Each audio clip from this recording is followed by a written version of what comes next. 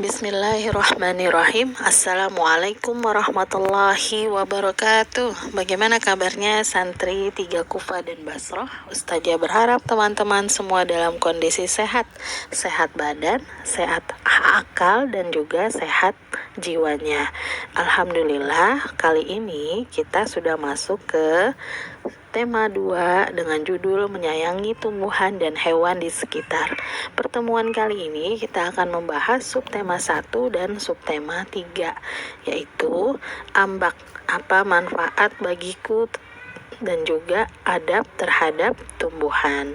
Sebelum kita lanjut, kita simak dulu ya arti dari surat Ibrahim ayat ke-24 sampai dengan 26. Tidakkah kamu perhatikan bagaimana Allah membuat perumpamaan kalimat yang baik seperti pohon yang baik. Akarnya teguh dan cabangnya menjulang ke langit. Pohon itu memberikan buahnya setiap musim dengan izin Robnya. Allah membuat perumpamaan itu untuk manusia agar mereka selalu ingat, dan perumpamaan kalimat yang buruk seperti pohon yang buruk yang telah dicabut dengan akar-akarnya dari permukaan bumi, tidak dapat tegak sedikit pun. Teman-teman tahu tidak pohon apa yang dimaksud pada ayat 24 dan 25? Ya, dia adalah pohon kurma. Sebagaimana dengan hadis yang diriwayatkan oleh Sahih Bukhari, Rasulullah Shallallahu Alaihi Wasallam bersabda, sesungguhnya di antara pohon-pohon ada sebatang pohon, perumpamaannya seperti seorang muslim. Berkata Ibnu Umar, saya ingin berkata ia adalah pohon kurma, tetapi saya merasa yang paling muda di antara para sahabat. Karena itu saya diam. Nabi bersabda, ia adalah pohon kurma. Masya Allah, yuk kita belajar dari pohon kurma. Seorang mukmin sama seperti pohon kurma yang manis buahnya dan sangat luas manfaatnya. Maka seorang mukmin juga ucapannya manis, perbuatannya manis, dan pastinya bermanfaat bagi semua orang yang ada di sekelilingnya. Maksudnya ucapan manis itu adalah dia selalu mengucapkan yang baik-baik. Perbuatan yang manis adalah perbuatannya juga baik. Dan seorang mukmin sama seperti pohon kurma yang tidak pernah lepas hiasannya.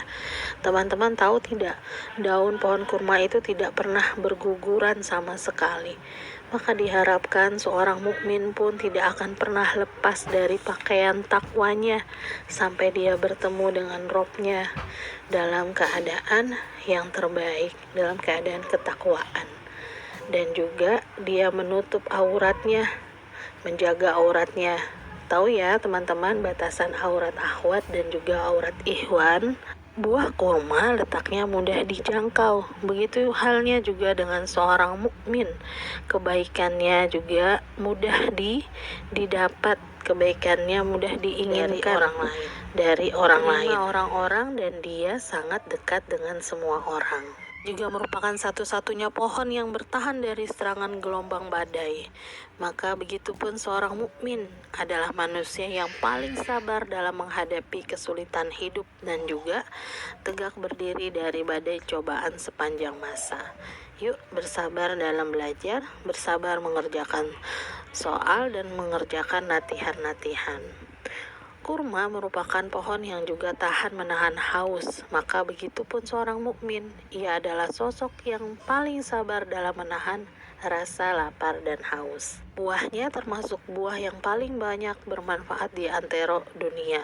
Yang basah bisa dimakan sebagai buah, yang kering bisa juga sebagai makanan pokok, dan bisa dibuat cuka, manisan, maupun campuran obat dan minuman.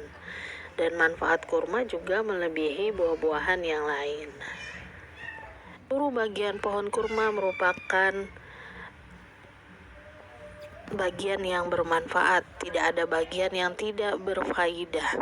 Buahnya, batangnya, pelepahnya, serabut daunnya, pangkalnya, daunnya, bijinya, bahkan sampai durinya.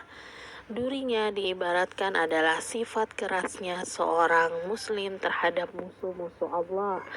Sebagaimana firman Allah, Asyidda'u 'alal kuffar, ruhama'u bainahum. Keras terhadap orang-orang kafir, tetapi berkasih sayang sesama muslim. Jantung pohon kurma merupakan jantung tumbuhan yang paling enak rasanya dan juga paling indah dilihat. Maka begitupun jantungnya seorang mukmin, hatinya seorang mukmin, yaitu hati yang paling baik. Manfaat yang diberikan pohon kurma tidak pernah berhenti dalam keadaan apapun. Jika manfaatnya ada yang terhenti satu, maka akan muncul manfaat lainnya. Maka begitupun sosok seorang muslim, dia tidak pernah lepas dari kebaikan, dan kebaikannya bisa diharapkan, dan tidak punya niat yang jahat maupun buruk dalam dirinya. Pohon kurma juga membutuhkan biaya perawatan yang sedikit, dan dia memberikan hasil yang jauh lebih banyak. Maka seorang mukmin pun punya manfaat yang amat luas kepada masyarakat sekeliling, dan dia hanya mengambil sedikit saja manfaat dari mereka dan memberikan yang lebih banyak untuk sekalian. Pohon kurma adalah pohon yang kukuh akar. Kuku akarnya di dalam tanah, sama juga seharusnya seperti seorang mukmin yang kukuh berdiri di atas kebaikan dan tidak pernah goyah sedikit pun.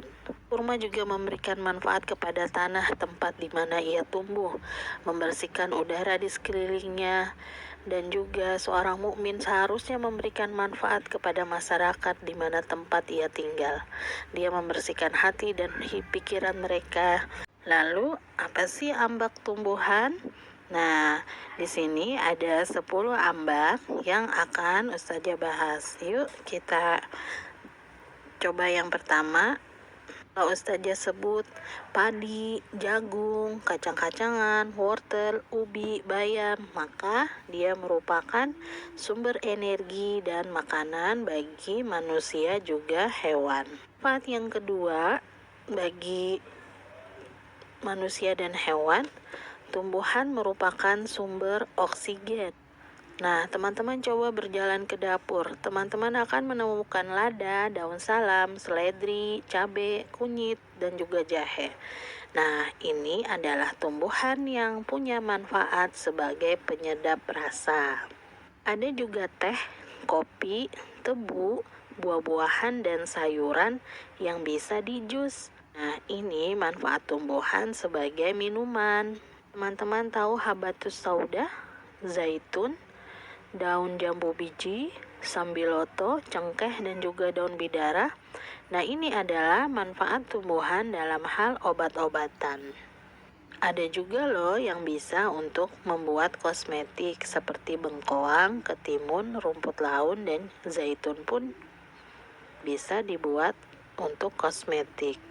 Nah, pakaian yang teman-teman pakai ada yang terbuat dari kapas, serat rami, serat pisang, serat nanas, juga eceng gondok. Ada juga mahoni, jati, meranti, rotan, dan bambu.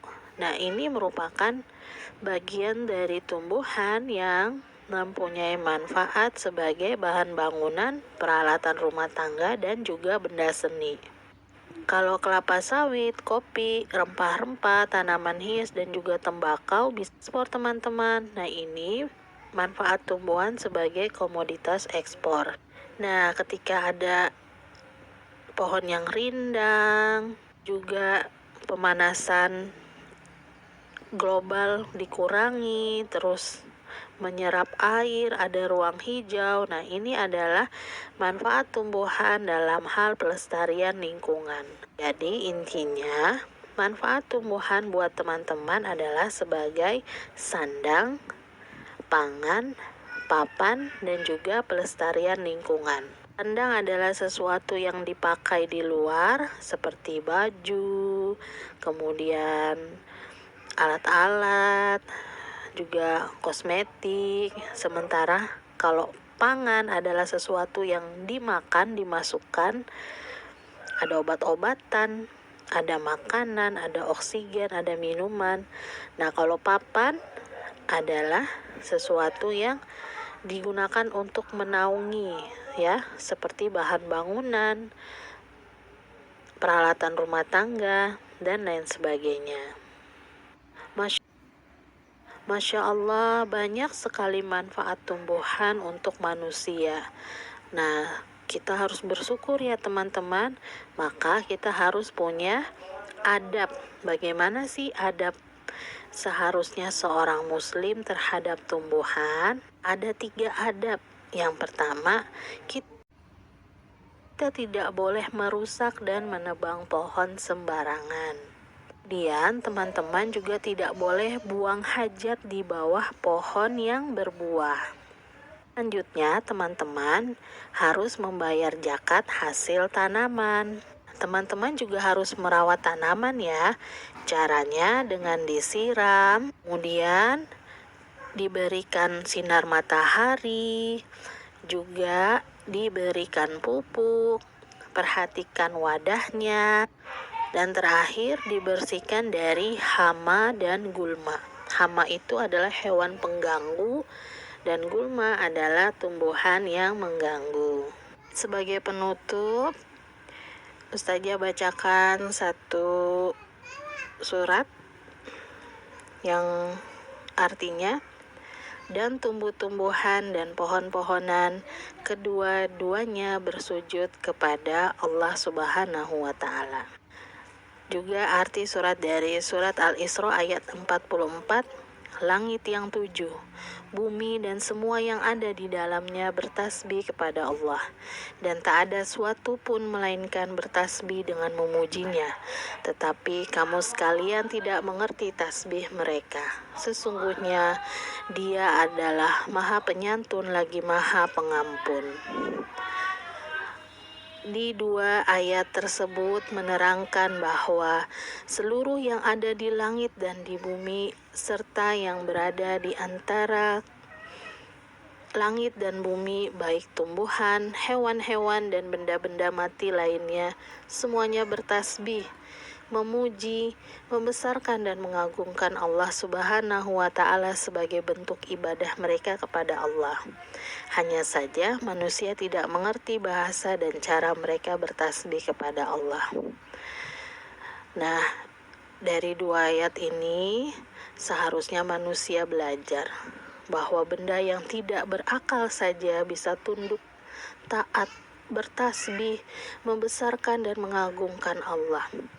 Maka seharusnya manusia yang diberikan akal dan disempurnakan harusnya tidak boleh congkak, dan juga harusnya banyak berzikir dan beribadah kepada Allah. Yuk teman-teman, perbaiki diri kita. Cukup sekian dari Ustazah. Jika ada hal yang masih teman-teman bingung, yuk ditanyakan. Assalamualaikum warahmatullahi wabarakatuh.